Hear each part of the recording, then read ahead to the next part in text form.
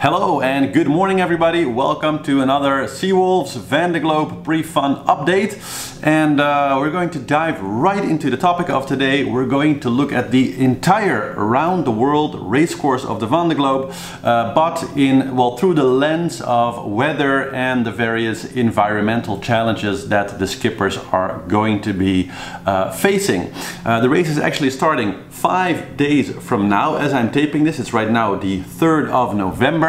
So that means we actually have a weather forecast for the starting day, but unfortunately, 5-day weather forecasts are of course pretty much useless, because of various reasons, mostly chaos theory. We are able to predict really good weather only 3 days out. And so we're gonna have to work with what we have for here, and I'm gonna do the weather all around the race course anyway, so there's no way for us to look into the future and see what's happening. But I'm going to look into the type of weather challenges that they're likely going to run into in different areas all throughout the race course. So I think that'll be very interesting. One thing I want to mention before we get into that is that the corona crisis has actually very badly impacted all worldwide weather models and weather prediction. And interestingly enough, I haven't seen any communication or any comments about this in any of the interviews or other official videos or unofficial videos around the Vendee Globe race. And I think that is interesting because if you've noticed that since March, let's say, so the real start of the outbreak worldwide, that your local weather predictions have lost a step, if that's the intuitive feeling that you maybe have had lately, you'd be right. And the reason for that is that because, let's put it this way, of course, weather models need input, right? And so weather models all over the world take input from basically all the sources they can get and then make predictions. However, the problem is that we don't have so many weather stations in the middle of the various oceans, far at sea, offshore, etc. And the only way we were really getting a lot of input from those areas was from boats, of course, but mostly from airplanes. And because of the corona crisis, 90% of all of the worldwide flights have been cancelled and have just not been flying for the last 5-6 months now. The weather models are basically missing 80 to 90% of their worldwide input that used to be coming from airplanes. Because after all, if there's no planes over the ocean, how do we know what the weather is there? Now, of course, we have some boats that are giving some weather information, but because of that reason, all of the weather models are severely lacking in general input. And so that's also the first interesting thing I want to note in this video, is that this edition of the Vendee Globe, I think it's likely that we're going to see more than usual skippers running into problems with bad weather report, or let's say not bad weather reports, but less accurate weather reports, let's say. So we're going to see them maybe more often getting caught off guard in storms or running into doldrums unintentionally, because the models just, even though the technology has probably improved over the last 4 years, we're missing so much input that it just stands to reason that most of the predictions will not be as good maybe as 4 years ago. So everything in the race has improved, except probably the weather predictions, and that's due to the corona crisis. So one more consequence, I guess, of showing us all that this crisis hits everything, even our weather predictions. Okay, but enough on that. Let's get into this. Oh yeah, and before I start with the actual topic, thank you guys for watching my videos, smashing that like button, subscribing. The channel's really blowing up, so keep up the support, and I'll keep going with lots more videos before and during the race. So thank you all for that. Now let's get started. So here you see a beautiful overview of both wind and pressure. I'm going to be using several apps to kind of look at the different situations. So here I'm in windy. Let's zoom into beautiful France as well.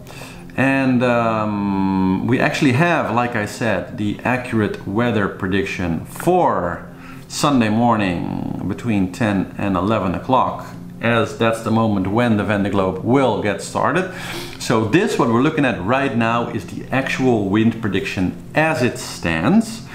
And looks actually really good, right? So just for you guys, if you're not too familiar with the lay of the land, I also plotted a little course for clarification here in Navionics for you guys to look at.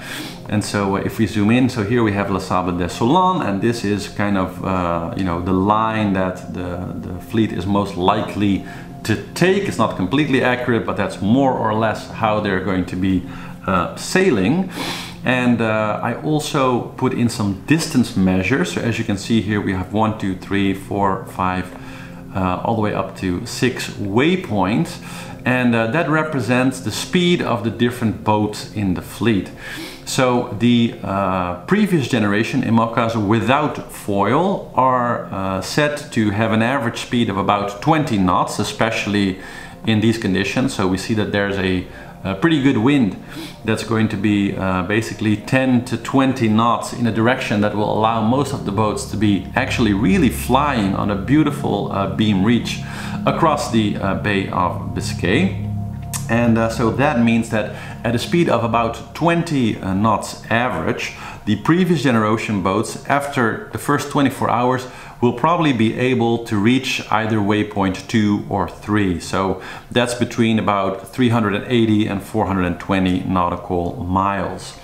Then we have the current generation super foiling IMOCAs, and between them, if they are able to reach an average speed of between 20 and 30 or even up to 35 knots, they might be able to cover a distance that is as much as double or almost double that of the other boats.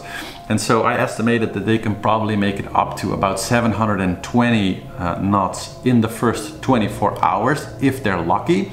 And so that means that the spread between the first and the last boat in the fleet after the first 24 hours, so just after 24 hours of racing, might be as large as almost the entire coastline of Portugal. So almost probably about 300 something miles distance between the first and the last boat.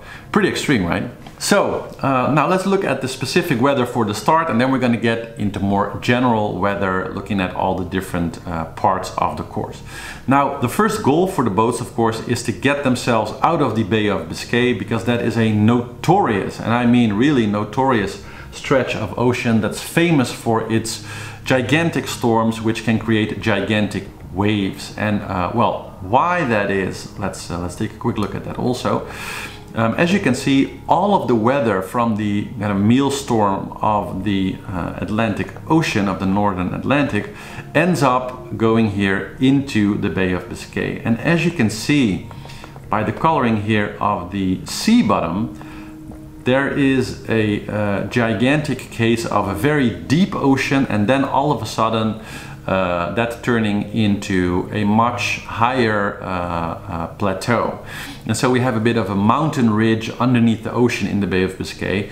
And this ridge in particular, because the water flows exactly with the ridge, that creates giant waves in the Bay of Biscay. And to give you an idea of what that can look like,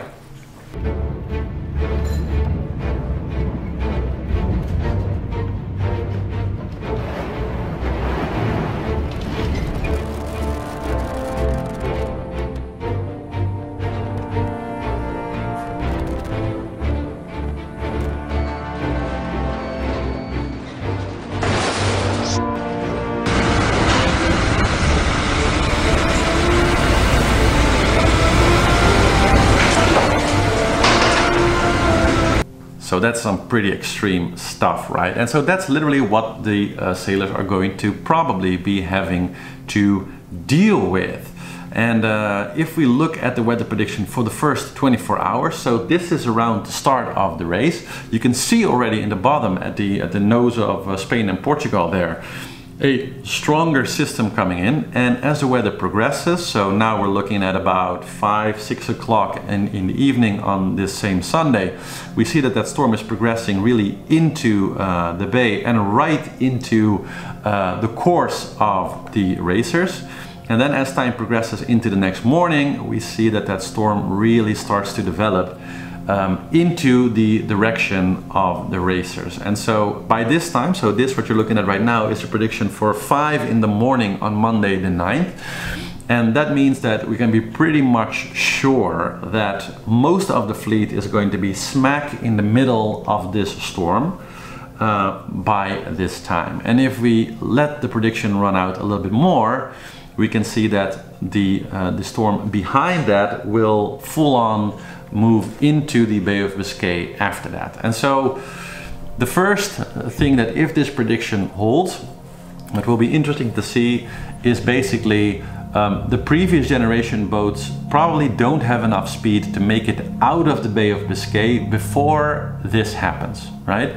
So at this point they'll have had about 24 hours to race, and so most of them will be somewhere in the back end of this storm at that point, while some of the more modern boats might have already rounded the curve and you know, are by that way able to avoid this weather. And so that'll be interesting to see, and if this prediction stays true, then I predict that probably some of the modern boats will be able to outrun this weather and get beyond this storm before it hits, while the older generation boats will also have a great start but will be entering a pretty severe storm right as they're exiting the Bay of Biscay and going around the point at Akaruna. Now after this, I'm going to consider most of the weather prediction to be null and void, or just you know, not reliable enough at this point to say anything about it. But we can use the maps to draw some other conclusions about the rest of the race.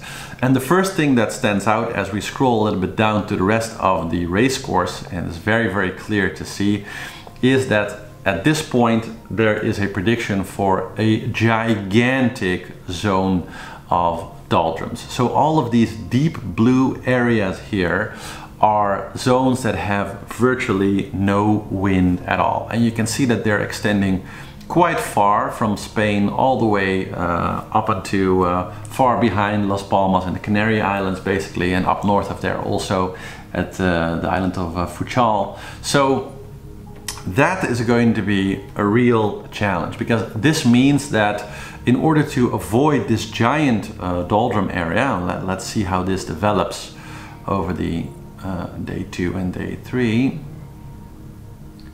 Yeah, so we see that that area basically is predicted to stay around there.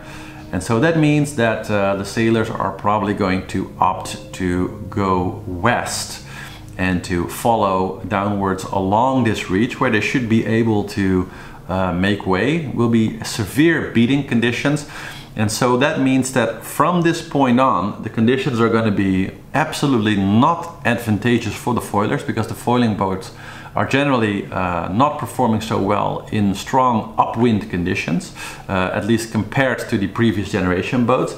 And so that means that for this entire piece of the race course, the older generation boats are probably going to have quite a bit of an advantage.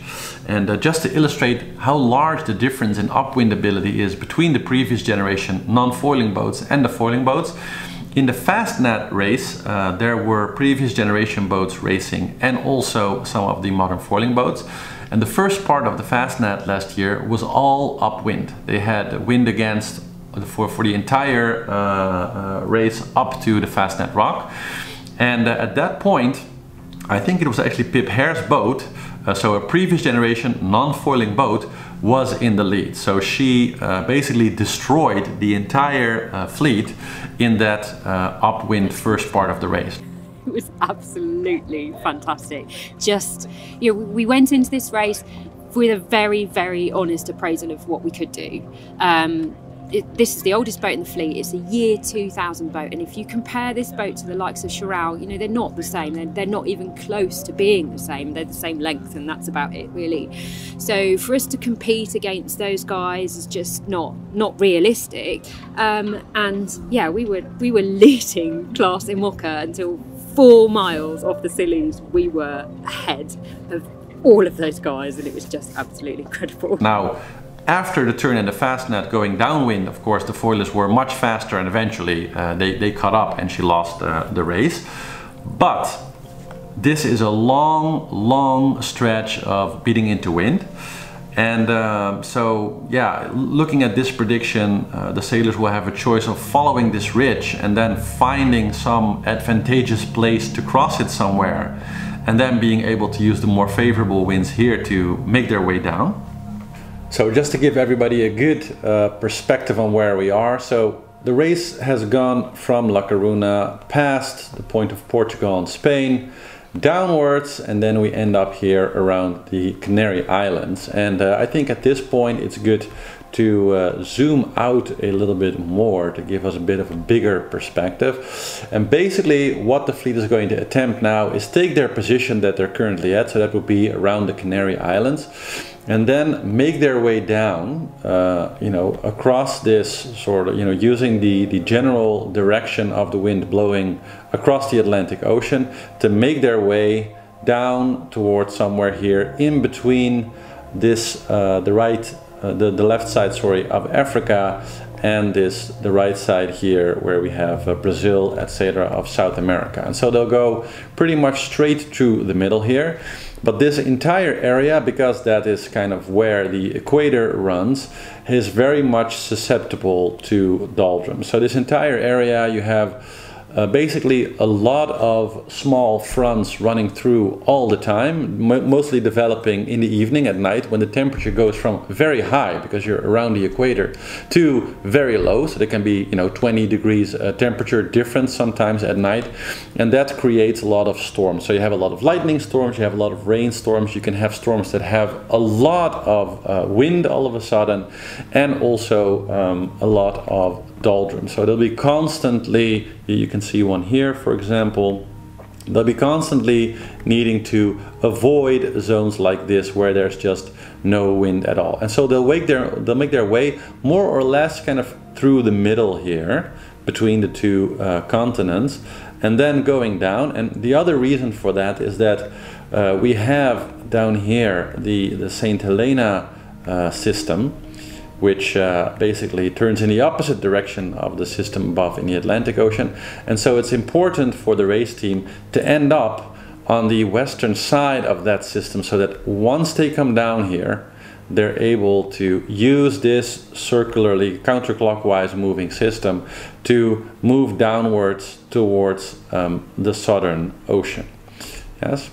And so that's basically the path they're taking. Another aspect that's good, I think, at this point to point out is marine traffic. So if we take a look here at the marine radar, and we zoom out a little bit just to show the gigantic amount of marine traffic around Africa and in this zone, it really shows that the sailors are up against much more than just weather and tides and currents, etc. They're also very much having a big navigational challenge with avoiding all of this very intense marine traffic. Because as you can see, the Atlantic Ocean is just absolutely chock full of boats. So now that we have that bigger perspective again, let's look again at a possible race course. So if we take the entire field as a group here, we can plot a approximate course that will move our guys somewhere from here, slowly down, and then finding a way through the doldrums here around the equator, and then past downwards somewhere along. For example, this line, now again you can see a lot of doldrums here around this line, and so at this point they'll start to move up, and then we'll have to find their way through the doldrums here again, moving into this St. Helena system, which will finally hopefully bring them down into the strong winds of the roaring 30s and 40s as they approach the weather systems around the Antarctics. Now, once they're in the Southern Ocean, things get really interesting, because these places are called the Roaring 30s and 40s and 50s for a reason. Of course, the name comes from the latitude, but mostly there's just epic amounts of really, really strong winds. And especially in this visualization, you can see very good, if I take Atlantica here, you can see that the wind around the world moves in a perfectly round circle around the continent of Antarctica. And so that's kind of nice to illustrate, because that is really the race. That is really the race course, is following these winds. So it will be mostly downwindish conditions for the contestants and flying at great speed around the continent of Antarctica here. So once the fleet has made its way down through the St. Helena system and into these Southern Ocean wind and currents, then things become, well, slightly more easy navigation wise, because of course there are very, very few boats in the Southern Ocean. As you can see, as we go lower on the marine traffic radar, there is basically almost nothing down there, as you can see. So the race course, as far as busyness, really clears up. And of course they have made a isolation zone where the boats cannot go, which is more or less the light blue line here in between. That more or less follows the ice exclusion zone that the racers have to stick with. So they can't go anywhere south of that line, and will have to start making their way across the Southern Ocean like this. And basically the Southern Ocean is famous for just constantly generating enormous low pressure systems that are, you know, slowly kind of roaming around the world. And the interesting thing about it is that waves in the Southern Ocean can go all around the world without ever meeting anything to stop them. And that makes the size of the Southern Ocean waves so large, because there's basically nothing to flatten them out. It's almost never no wind in the Southern Ocean, so the waves keep going and keep going, and they just keep floating around the world, building and building and building, and so the seas there are just always more or less gigantic. So the race will make its first long Southern Ocean stretch until they arrive somewhere below the continent of Australia, then passing Australia by New Zealand, and then we get into kind of the magic stretch, the biggest ocean in the world, the loneliest place in the world, because they're going to go between basically underneath the Pacific Ocean, getting to what's famously called Point Nemo, which is, if you look at the picture here, you can see the bottom of the continent of South America, and you can just barely see New Zealand there. And so somewhere in the middle here, somewhere around this orangey looking line, lies Point Nemo, which basically means that once you're somewhere in the middle here, which is where the fleet will have to go, you're so far away from all land masses that the closest person to any of them will be somebody on the International Space Station. The International Space Station is literally closer to you when you're sailing here than anybody on either of the continents. And seeing this, you know, it really illustrates the mind-boggling distance that these boats are going to be traveling, and also how dependent they are on each other. Because if anything in the race goes wrong somewhere around this point, the only people close by to help them will be the other racers, and maybe, you know, just a very few fishing boats that might be somewhere near. So when we look at this particular point on the marine radar, we can see that in this particular stretch, as you can see, between the tip of South America and New Zealand, there is, well, you know, I can count them, like maybe 1, 2, 3, 4, 5, 6, 7. Well, it's maybe 20, 25 boats, if we're being kind, that are somewhere along that stretch, all of them thousands of miles separated from each other. So this is really the loneliest part of the ocean that any person can cross. And so that's something that I'm personally looking really forward to, because the sailing is so extreme, but also so incredibly cool. And then of course we get to the major landmark, the cherry on the cake of the Southern Ocean, which is the rounding of Cape Horn here. And as you can see, Cape Horn, of course, famous for its very tough weather, very tough seas. As you can see, the land mass between the tip of Antarctica and the tip of the South American continent form kind of a trench. And so the water gets pushed in here, and the wind around the Cape is enormously strong because it's still these polar wind systems. And so the coming together of all these different wind systems just makes Cape Horn an extremely difficult and rough point to sail around. But then finally the racers will round the point of Cape Horn. And well, as you can see, again, some pretty interesting weather challenges here. So this is of course not a prediction we should really take too seriously, because it is literally the prediction for today. But say that conditions are similar when they arrive here. You can see once again, once they make their way through, immediately they're going to run into the clash between the Southern Ocean systems and those on the Atlantic Ocean, where we're going to first maybe encounter some doldrums, then being able to move through this system here upwards, and then having to make their way again, shifting through several zones that might, you know, include more or less doldrums, lightning storms, well, everything we talked about before as they were sailing downward in the same area. And then, of course, they'll have to make their way through the doldrum zone here around the equator again, heading up towards the giant system in the Atlantic, in the Northern Atlantic Ocean again, and then circling westward in this system all the way up and over it, and then making their way kind of back down, you know, in a sense, back to France and to the Bay of Biscay and La Sable d'Essoulan. And just like in the start of the race, when they come back, when they arrive, the first boats are likely to arrive somewhere in the beginning of January. So around the last week of December and the first week of January is when we will be expecting the first boats to finish. And very likely the finish may be just as spectacular, because January is a cold, stormy month in the Bay of Biscay. And even though they'll be going with the wind and with the water when they're arriving back, the finish is probably going to be still very, very spectacular.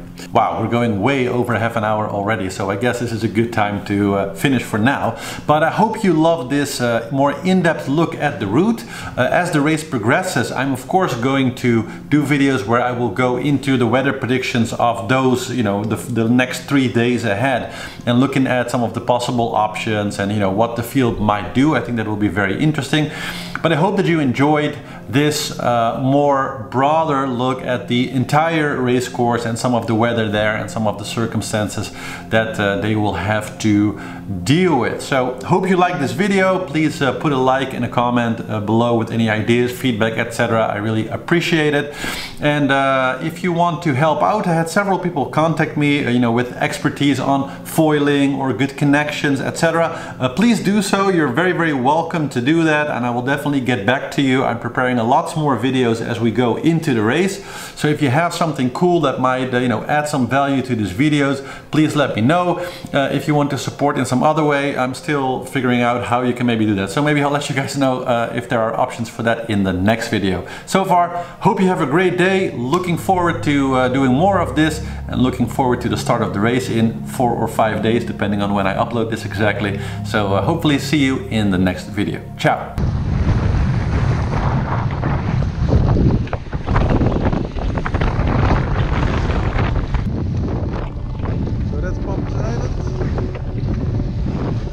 So here's a little bit extra video for those of you who are interested what SeaWolves actually is.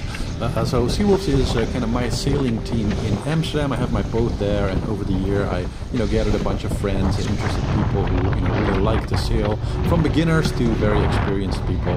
And we're basically training more or less every weekend, even in the winter, as long as the weather is good, the temperature is okay, we'll just keep sailing.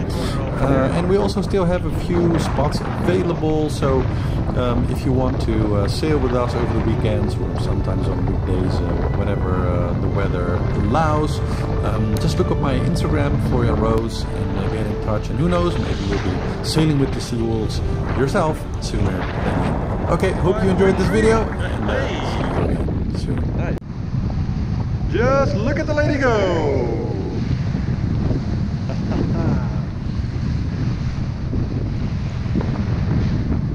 Beautiful.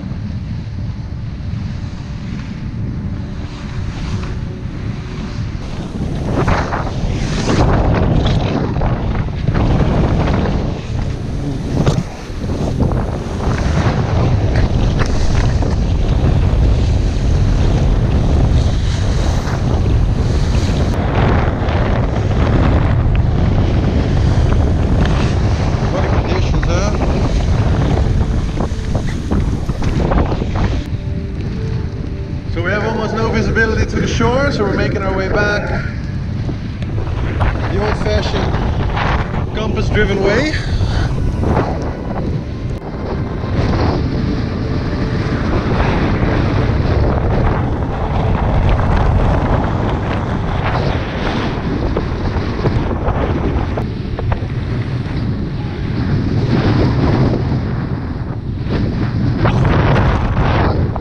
Okay, we're gonna have to do this quite fast, but so very slow straight into the wind.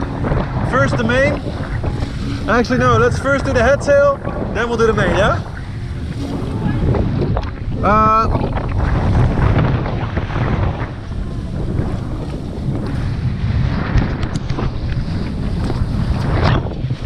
Okay, dip into it.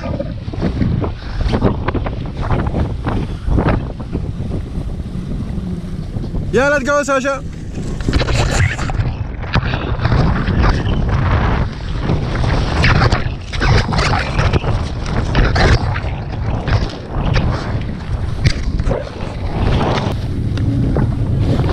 Good, guys. Excellent.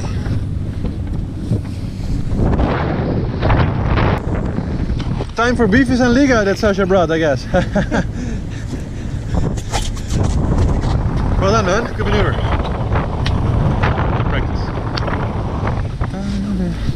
Here. And a beefy. And you too.